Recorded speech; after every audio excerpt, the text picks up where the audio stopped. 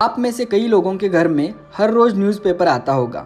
जब भी हम डेली अखबार पढ़ने जाते हैं तो किसी पन्ने पे एक ना एक न्यूज़ बैंक रिलेटेड होती है, जैसे कि इस बैंक में 15,000 करोड़ का घोटाला हो गया। चाइना की सबसे बड़ी बैंक इकोनॉमिक स्लोडाउन की वजह से कोलैप्स होने वाली है। इंडिया के आरबीआई बैंक ने रेपो रेट 0.5% से बढ़ाया। JP Morgan bank, bank of America, HSBC, HDFC bank, Morgan Stanley, SBI bank, ऐसे कई सारे हजारों बैंकों की लिस्ट हम पा सकते हैं। लेकिन आपने कभी सोचा है कि हजारों साल पहले इस बैंकिंग सिस्टम की शुरुआत कैसे हुई?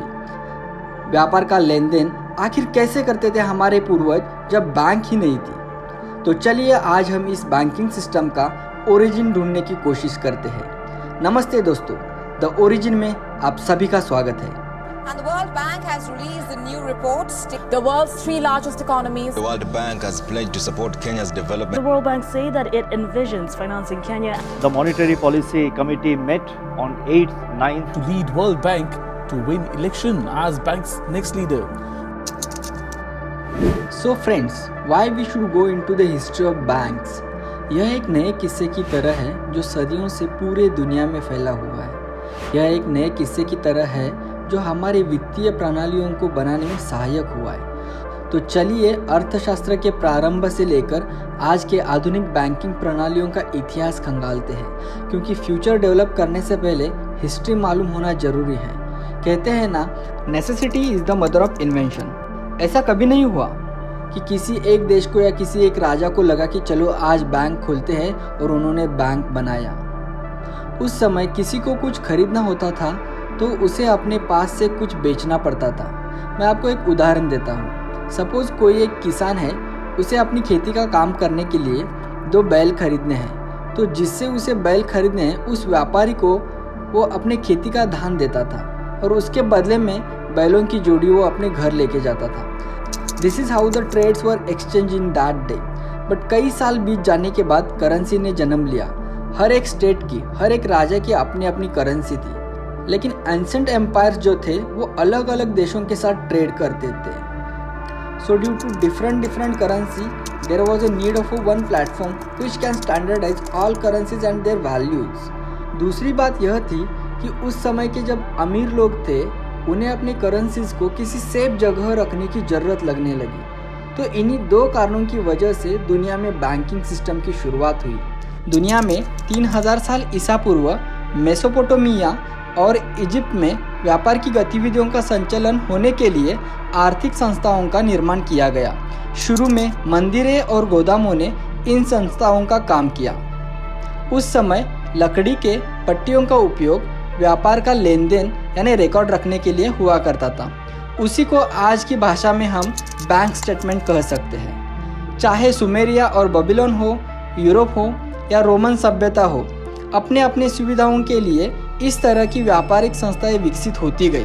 भारत में ईसा पूर्व 1500 साल से जब वैदिक समय शुरू हुआ, तब सिंधु और सरस्वती नदी के आसपास व्यापारी समृद्धि के प्रमुख केंद्र बनते गए और तब से बड़े बड़े व्यापारी संघ चलन का चयन करने के लिए शुरू हो गए और इन्हीं व्यापारी संघों को हम उस काल के बैंक के नाम से बुला सकते हैं। मध्यकाल यानी 12वीं-13वीं सदी में ज़्यादातर व्यापार बड़े बड़े शहरों में होने लगा। इसी दौरान इटली में मेडिसी नामक एक अमीर फैमिली ने मेडिसी बैंक खोली, जिसमें दुनिया में सबसे पहले हर एक बैंक मेंबर को पासबुक की सुविधा दी गई। और यही मेडिसी बैंक 15th सेंचुरी आने तक well professional, established, world largest and reputed bank बन गई। उसी दौरान इटली में इटालियन स्टेट बैंक्स भी उभार लेने लगी और आगे जाके ये दोनों बैंक ने यूरोप के आर्थिक और सांस्कृतिक जीवन में मॉडर्न बैंकिंग के परिवर्तन की शुरुआत में बड़ा योगदान दिया।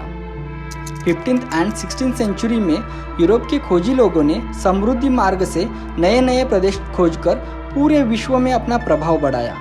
उसमें क्रिस्टोफर कोलंबस ने अमेरिका, वास्को दी गामा ने इंडिया, उसके बाद मार्को पोलो, फ्रांसिस ड्रेक और भी बहुत सारे बड़ी बड़ी हस्तियों ने देश विदेश खोजकर व्यापारिक तथा सांस्कृतिक सीमाएं बढ़ाई। स्वाभाविक ही था कि इस खोज के आयु के बाद यूरोपीय राजा महाराजाओं ने अपनी समृद्धि बढ़ाने के लिए नए क्षेत्र में निवेश करने के लिए कॉलोनियल बैंकिंग प्रणालियों की स्थापना की।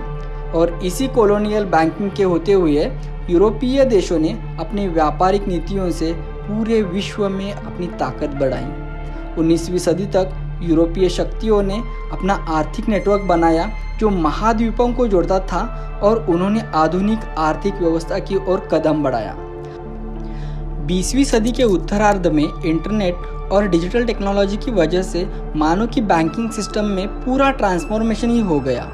इससे पहले एक जगह से दूसरी जगह पैसे भेजने के लिए कई दिन लग जाते थे, लेकिन अब विश्व के किसी भी कोने में चंद घंटों में पेमेंट ट्रांसफ़र होने लगे और यही से शुरुआत हुई ग्लोबलाइजेशन की, जिस युग में आज की टेक्नोलॉजी 1-2 साल के बाद पुरानी होने लगी। इससे आगे जब हम 21वीं सदी में जाएंगे, यानी कि आज के युग में, इस युग में तो हर एक इंसान, उससे भी आगे जाके बोलेंगे तो हर एक बच्चे के हाथ में स्मार्टफोन और इंटरनेट का इस्तेमाल बढ़ गया है।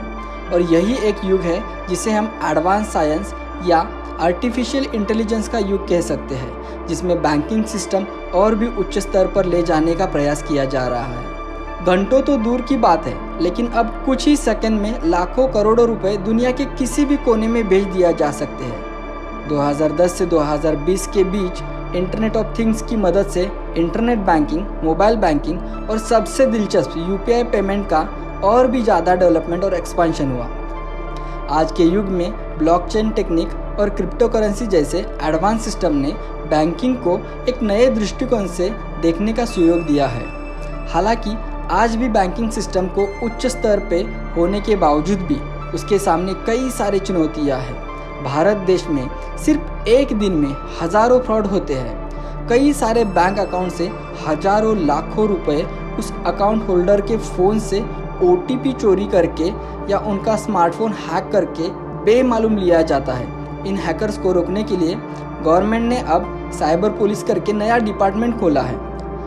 आज के एडवांस बैंकिंग सिस्टम इतने एडवांस होने के बाद भी उसमें कई सारे सुधार की ज़रूरत है। खैर, जैसे समय आगे बढ़ेगा बैंकिंग सिस्टम और भी मजबूत होगी और पूरे मानव जाति का विकास करती रहेगी। तो दोस्तों, ये थी बैंकिंग सिस्टम की कहानी। मिलते हैं अगले वीडियो में। तो आज के लिए धन्यवाद।